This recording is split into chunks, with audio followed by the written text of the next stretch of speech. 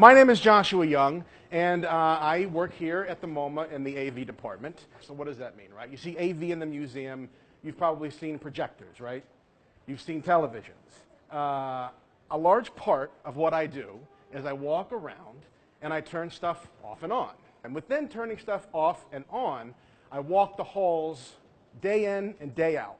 I walk them when no one is here. I get the museum all to myself. And I've done this for years. Now here's the trick. When you do something often enough, it becomes routine. When something becomes routine, it becomes pedestrian.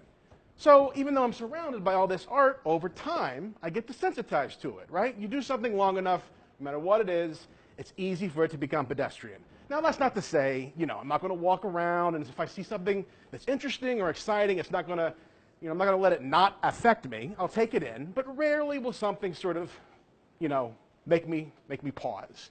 And that brings me to this piece by Marcos Grigorian.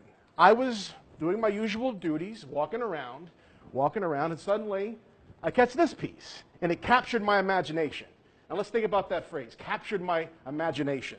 It almost imbues a life into a piece, as if I have no control. It's like it's predatory. I can't but stand here and look at it. And so there I was, just standing there and looking at it, and I kept looking at it. In retrospect, it makes me think very much like the phrase, if you gaze long enough into the abyss will gaze back at you. And that is what happened. There I am, tumbling down into that portal, into that vortex.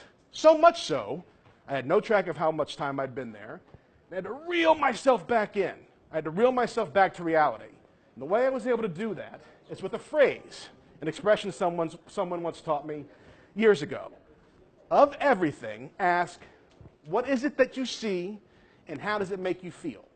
When I first asked myself that question, I looked at the periphery, right? Okay, it's got some three-dimensionality to it. It's almost like a sculpture. But then I went a little bit further, and I said, well, what do I see? I see dirt. I see dirt. And then I said, how does that make me feel? I'll tell you how it makes me feel. I feel like I can trust dirt. And trust is something interesting, right? Trust is in a strictly monogamous relationship with authenticity. And authenticity was very important to Grigorian. Now let me ask you, if you look over here at this placard, Iranian and American, born Russian, you could infer a lot from a placard. Now what's interesting is that it doesn't mention anything about his Armenian ethnicity. Now I would think that for a family that escaped the Armenian genocide, that'd be a pretty big part of his identity for his whole life. Certainly he went back to Armenia. That's where he spent the rest of his years before he died. It's kind of a big deal. So that brings us back to trust. Can you trust that placard? You can shut him out when you know him. Can you trust it? Never trust a placard. Never trust a placard. Don't trust anything. Don't trust narrative. Don't trust the museum.